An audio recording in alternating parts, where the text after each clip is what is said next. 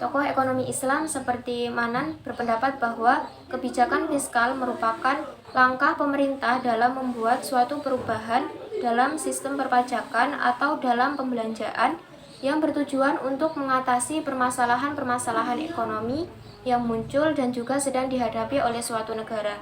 Nah, dapat disimpulkan bahwa kebijakan fiskal merupakan dasar atau aturan yang dilakukan pemerintah, terkhusus Kementerian Keuangan dalam mengatur pendapatan yang diterima dan juga menyesuaikan pengeluaran pemerintah serta utang negara untuk melaksanakan pembangunan yang bertujuan menstabilkan ekonomi yang tersusun dalam APBN. Kebijakan fiskal dalam ekonomi Islam diharapkan melaksanakan fungsi alokasi, distribusi, dan stabilisasi di dalam suatu negara yang memiliki ciri-ciri tertentu dari nilai orientasi, dimensi etik, dan sosial dalam pendapatan serta pengeluaran negara Islam. Ciri-ciri dari kebijakan fiskal dalam sistem ekonomi Islam itu yang pertama, pengeluaran negara dilakukan berdasarkan pendapatan sehingga jarang terjadi defisit anggaran. Kemudian yang kedua, sistem pajak proporsional. Pajak dalam ekonomi Islam itu dibebankan berdasarkan pada tingkat produktivitas tertentu. Kemudian yang ketiga, perhitungan zakat yang didasarkan pada hasil keuntungan bukan pada jumlah barang. Misalkan zakat perdagangan yang dikeluarkan zakatnya adalah hasil keuntungannya sehingga tidak ada pembebanan terhadap biaya produksi. Dari anggaran pada di masa awal pemerintahan Islam itu sangat sistem anggaran modern pada saat ini. Kemudian pada awal pemerintahan Islam itu dasar anggarannya ialah pengeluarannya ditentukan itu pada jumlah penghasilan yang tersedia. Prinsip dari muamalah itu merupakan setiap muslim itu bebas untuk melakukan kehendaknya, tetapi tidak melakukan sesuai atau di luar atau yang dilarang oleh Allah, dan berdasarkan itu Al-Quran dan As-Sunnah. Kemudian anggaran dari belanja itu pada negara itu Islam itu tidak dibuat dalam ketentuan tahunan, walaupun negara Islam itu memiliki anggaran belanja yang tetap yang telah ditetapkan oleh syara yang mengikuti itu pendapatan dan pengeluaran. Pada kelembagaan keuangan syariah atau LKS, pengelola keuangan syariah yang sesuai dengan prinsip syariah itu bagi umat Islam ialah salah satu bentuk ibadah yang dimaksud dengan luas, sehingga lembaga tersebut dijalankan dengan syariah atau merupakan cerminan dari keimanan dengan tatanan kehidupan manusia yang dipantulkan cerminan pada keimanan kehidupan dan norma-norma dan ketentuan syariah yang bertujuan untuk sosial ekonomi, ketetapan ideologi pada prinsip ekonomi. Kebijakan fiskal berperan sebagai yang pertama, ada alokasi sumber daya. Dalam hal ini, pengalokasian sumber daya digunakan sebagai sumber-sumber keuangan negara. Pengalokasian sumber daya merupakan sumber kesejahteraan pada tujuan kebijakan fiskal, di mana kebijakan ini tidak dapat dipraktekkan dengan pendapatan yang lain. Pengalokasian ini dibagi menjadi dua, yaitu dalam bentuk individu dan bentuk publik. Dalam bentuk individu ialah ada kebutuhan pangan, sandang, dan papan. Kemudian ada bagian publik, yaitu pemerintah menyediakan fasilitas untuk masyarakat umum seperti jalan raya, akses pendidikan, keamanan, dan ketahanan. Namun dalam Islam wajib ditekankan kebijakan fiskal dalam perspektif Islam sesuai dengan syariah. Kemudian yang kedua ada stabilitas ekonomi. Beberapa langkah yang dapat mewujudkan stabilitas ekonomi dalam negara. Yang pertama, mengusahakan terjadinya perubahan alokasi dana, misalkan dari dana konsumsi yang tidak penting yang digunakan untuk modal atau untuk perencanaan pembangunan. Yang kedua ada memajukan investasi. Namun pemerintah harus membuktikan dalam investasi tersebut ditunjukkan untuk meningkatkan pertumbuhan ekonomi. Yang ketiga ada menyesuaikan penggunaan SDA, sebab SDA yang terbatas tidak dapat digunakan untuk generasi yang akan datang. Kemudian yang keempat ada tidak menutupi diri terhadap penggunaan teknologi yang maju dari investasi negara asing selama hal itu menjadi kebijakan masyarakat. Yang ketiga ada distribusi pendapatan. Konsep distribusi bertujuan untuk menyesuaikan kebijakan pemerintah dalam aspek pemerataan pendapatan untuk mencapai pertumbuhan ekonomi dan untuk mengolah pengeluaran dan mewujudkan proses distribusi ekonomi masyarakat. Menurut salah satu ahli, ada 3 tujuan yang dapat dicapai dalam kebijakan ekonomi Islam. Yang pertama, Islam melarang pembayaran bunga dalam bentuk pinjaman. Hal ini bahwa ekonomi Islam tidak dapat memanipulasi suku bunga untuk mencapai keseimbangan atau equilibrium dalam pasar uang. Yang kedua, ada Islam mendirikan tingkat kesejahteraan ekonomi dan demokrasi yang tinggi. Dan yang terakhir, ada ekonomi Islam memiliki komitmen untuk membantu ekonomi masyarakat dan menyebarkan ajaran Islam seluas mungkin. Tujuan kebijakan fiskal dalam ekonomi Islam adalah guna menciptakan stabilitas ekonomi, tingkat pertumbuhan ekonomi yang tinggi, dan pemerataan pendapatan. Ditambah dengan tujuan lain yang tentunya terkandung dalam aturan Islam. Yang pertama, penggunaan kebijakan fiskal dalam menekan laju inflasi.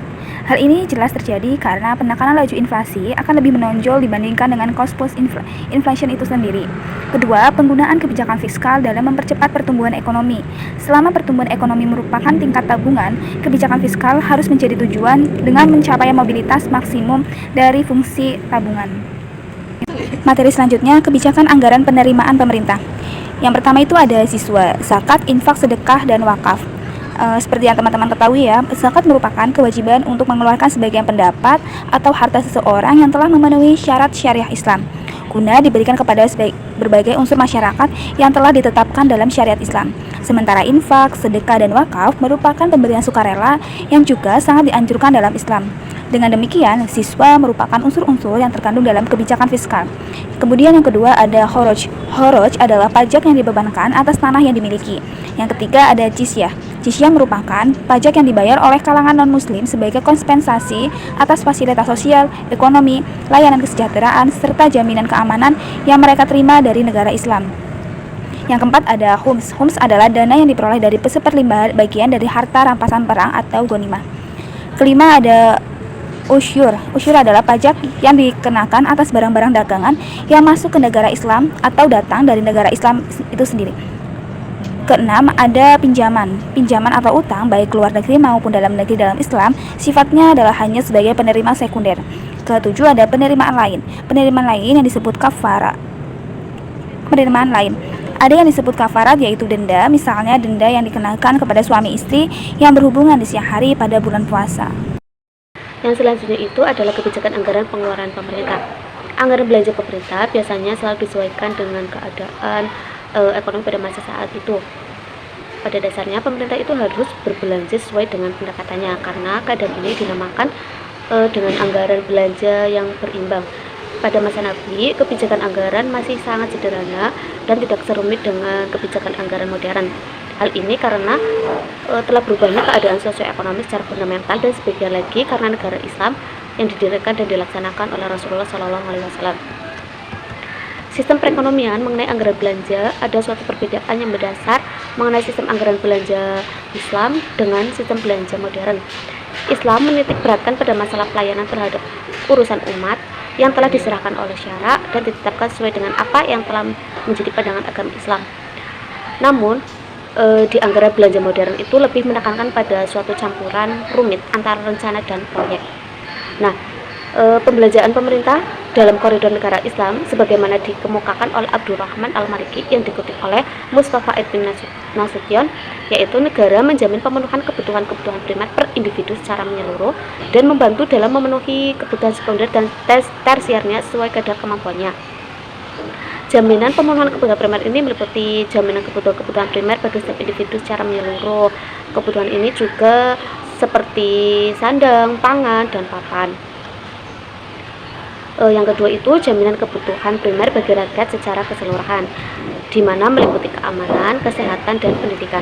Adapun pengeluaran pada masa pemerintah Islam, yang pertama itu adalah kebutuhan primer yang meliputi biaya pertahanan seperti persenjataan, unta, persediaan, terus ada penyaluran zakat dan uzur kepada yang berhak menerimanya, pembayaran gaji untuk wali, qadhi, guru, imam, muazin, dan pejabat negara, pembayaran upah para sukarelawan, ada pembayaran utang negara, dan bantuan untuk musafir dari daerah adat. Yang kedua itu adalah pengeluaran secara sekunder. Yang pertama ada bantuan untuk orang yang belajar agama di Madinah, jamuan untuk delegasi keagamaan, utusan suku dan negara, serta biaya perjalanan. Kemudian ada hadiah untuk pemerintah negara lain, pembebasan kaum muslimin yang menjadi budak, pembayaran denda atau mereka yang terbunuh secara tidak sengaja oleh pasukan kaum muslimin, pembayaran utang orang yang meninggal dalam keadaan miskin, pembayaran tunjangan untuk orang miskin, tunjangan untuk sanak saudara Rasulullah, pengeluaran rumah tangga Rasulullah, dan persediaan darurat. Terima kasih. Nah, sedangkan dalam perspektif ekonomi Islam, kebijakan fiskal itu memiliki dua instrumen. Yang pertama adalah kebijakan pendapatan yang tercermin dalam kebijakan pajak, dan yang kedua itu kebijakan belanja ataupun pengeluaran. Kedua kebijakan tersebut akan terlihat dalam anggaran belanja negara. Nah, instrumen kebijakan pendapatan atau sumber penerimaan negara itu terdiri dari zakat, kharaj atau pajak bumi atau tanah pertanian, ada usyur, dan jizyah yang akan dikenakan pada non-muslim. Hina, khums, fai, kafarat, dan pendapatannya bersumber dari usaha yang halal. Sedangkan pemungutan pajak, kharaj, dan lain-lain itu berbagai sumber pendapatan negara lain itu mempunyai dasar sesuai dengan ajaran Islam, baik yang terdapat dalam Al-Quran maupun dalam Sunnah. Dengan demikian, pemerintah itu membayar pajak-pajak tersebut dalam Islam merupakan tindakan religius yang didorong untuk menciptakan kesejahteraan kepada seluruh lapisan masyarakat, baik muslim maupun non-muslim.